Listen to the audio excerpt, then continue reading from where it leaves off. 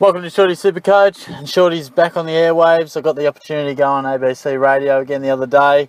It's pretty early, Monday morning, 7:15, a bit earlier than Shorty would normally rise on a normal day, but still it was a great chance to do it, and hopefully I'll be able to do it most Monday mornings, or at least every few. Me and another fella from work will hopefully rotate those around, but this one's more of a local sport look at things. I know I uploaded one of these maybe a year ago where I was talking more national sport. I've probably done the ABC gig maybe a handful of times, but hopefully this one will be a little more regular. So you guys obviously know my passion for radio and things like that, so thought you might be interested me throwing this one up, and also for my own benefit taking a look back at some stages. So yeah, feel free to give me any thoughts and feedback, but just thought I'd put this one up here. And if you're ever up at 7:15 in the morning, whack it onto ABC radio if you're in the Ballarat area or southwest Victoria. Cheers. It's 12 and a half minutes past 7 o'clock. Let's talk sport. Daniel Short from the Courier newspaper. Good morning to you. Thanks for having me on, Steve. Now, head of the lake.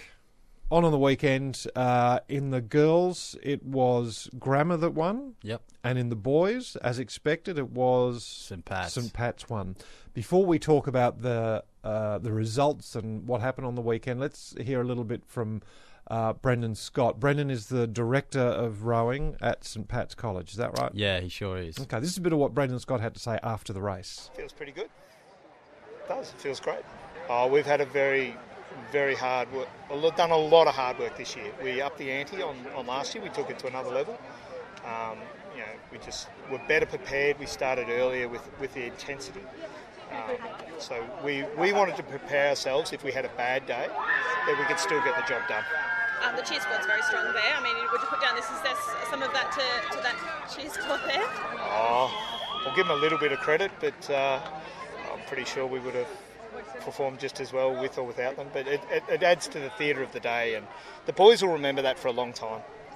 They're the memories they'll go away with, is all that noise and theatre and the support. It's pretty special.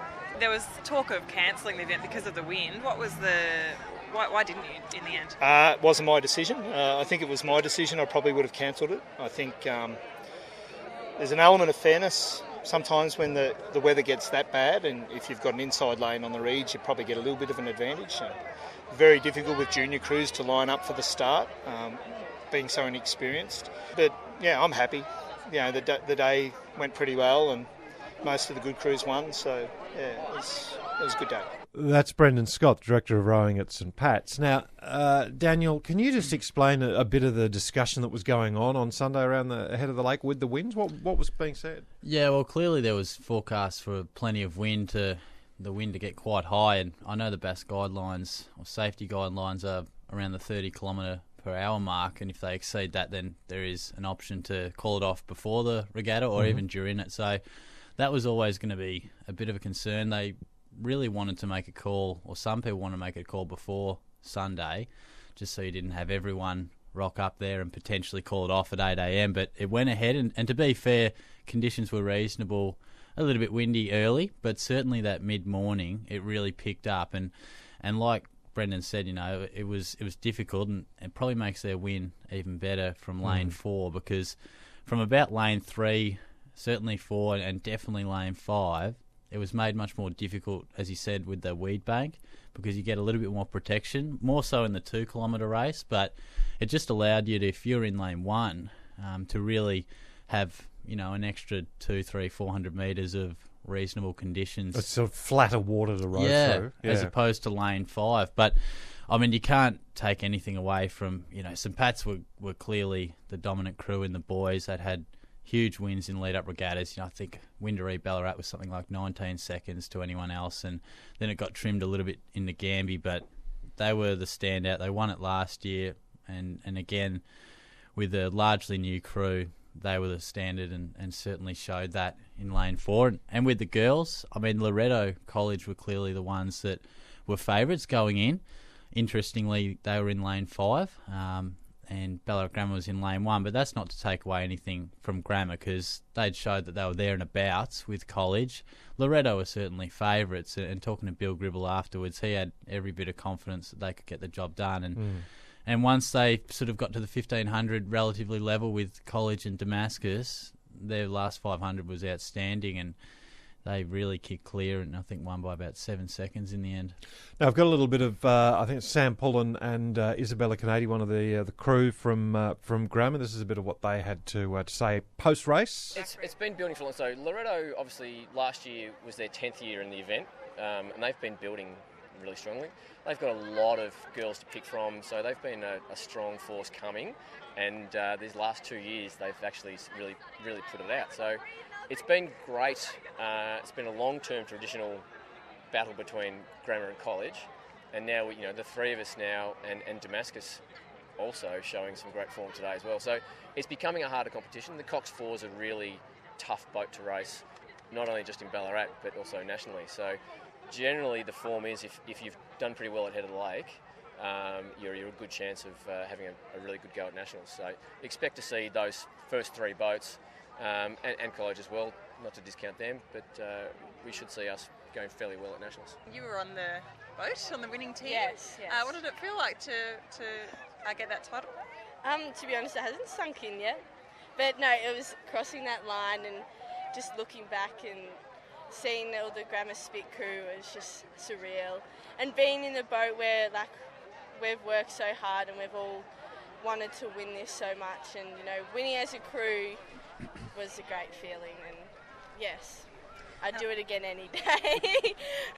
So that's Isabella Canady and Sam Pullen from Grammar, and they've taken out the girls' title as well. So yeah, absolutely. No, they were really impressive and won the overall boys points, and Loretto got the overall points for the girls. But yeah, the weather was certainly a massive talking point, and it's tough. You don't want to take too much away from crews that won and just say it was down to the lane, but it clearly had an effect. I know at one point the Bureau had the wind gusts getting up to 67 k's around midday, which was roughly when the senior crews went, and wind speed hovered around somewhere in the 40s. So it didn't just click around the early 30s, which is those guidelines. It certainly exceeded it. And lane 5, I was having a look at all the races, and 29 races, they only won 2, and they finished in the bottom 2 on 15 occasions. And like I said, mid-morning when it really picked up, and after that, from 10:15, they were in the bottom 2, 10 of 13 races.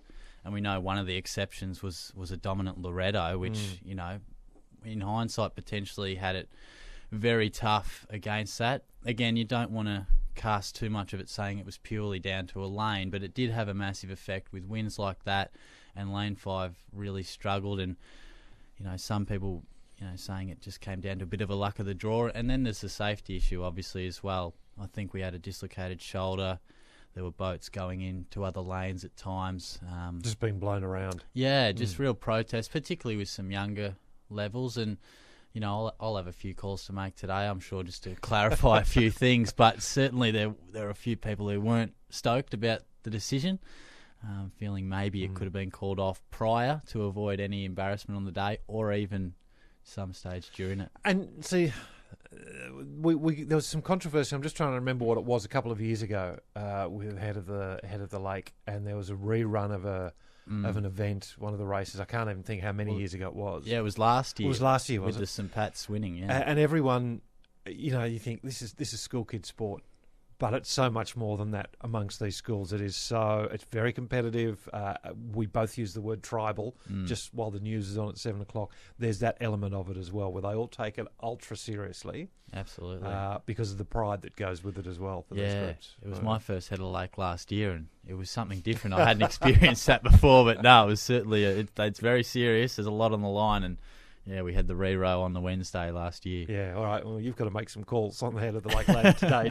Now, Daniel Short's with us with the Courier, and he's here for a Monday run-through of a bit of local sport. Can we just talk cricket as well? Because the finals, it's final season basically for the cricket. Yeah, we've got the final round. Day 1 was the weekend, so finals will be not far away, obviously. So that's pretty close, and most of the ladder is already worked out. Golden Point's undefeated on top. They're playing North Ballarat at the moment, who are already assured a final spot. So potentially they could meet again in the semi-final, depending on a few results. But I think most eyes were on who could finish 4th. Darley and Mount Clear, the ones vying for that. Mount Clear held it going into the round and piled on 389 runs against Nap Sabas on the weekend. So certainly they've got a pretty tight grip on that 4th spot after a great day there.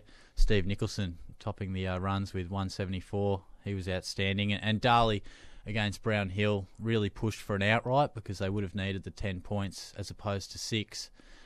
Given the percentage, they wouldn't have made it up even if Mount Clear had lost. So they're looking good. They've got Brown Hill 6 for 80 after making 192, so they're in the box seat and may well post outright, but obviously it doesn't really matter if Mount Clear can simply get the 6-point win. They'll advance and play some semi-final cricket. Windaree's the other team that makes up that top 4. So, yeah, it's getting very close to the finals, and it's exciting because a couple of those top spots have been cemented for a little while now, but we're starting to see the final shape of that top 4 come together. All right. Now, the other thing I wanted to ask about as well, AFL and a practice match was coming to Ballarat. When is this weekend coming? Yeah, the 3rd of March. So Saturday we'll see the Dogs host Hawthorn, which is exciting. Always good to get that sort of standard of football in Ballarat. I mean, it is a practice game, but any time the Bulldogs can come here and build the brand and get supporters a chance to watch the Bulldogs is great. I'm not sure what sort of a squad they'll put out. Obviously, through the JLT, you sometimes get stronger squads, and often sides will have one of those weeks, one of those practice matches, a much stronger squad. But nonetheless, it'll just be great to have that AFL atmosphere here coming through Ballarat. It's always exciting. So 2:05, we'll see that all get underway. Okay, and I'm assuming this is at Eureka Stadium. Yes, at Mars Stadium. They couldn't hold it anywhere else. No, definitely not. I guess how many would be an acceptable crowd for a practice match? What would you think? Yeah, I mean, I would think in Ballarat you'd certainly be hoping for that 4,000 plus. I mean, I think you would feel that people, given we don't get too much of that standard of footy, would be really excited, and I think there'd be no excuse to not hit up that because it has been long on the calendar, that's for sure. Yeah. So I think it'll be great to get along to that because it is fantastic to have AFL footy just in the backyard. So, no, it should be great. All right. Before I let you go, Winter Olympics finish over the weekend. I know it's not local sport. Has it been like a sports junkie's dream to have that on the TV all the time? Or it has been nice to put it on getting home from work and things like that. I must say I don't have an enormous interest in, it's a curiosity. Some of those events, but it is something that you don't get to see often, and I like watching the hockey and a few things like that. But no, it has been interesting. A lot of the sports we don't know too much about in Australia. So like curling, yes. Have you worked that out? Not quite yet, but it's different. But it is entertaining in its own way. That's for sure. I suppose. It's been interesting though. That's for sure. Daniel, thanks for your time. No, thanks for that, Steve. Daniel Short with the Courier newspaper and has been covering Head of the Lake and covering some of the cricket as well. And there's lots of other stuff that's been on over the course of the weekend.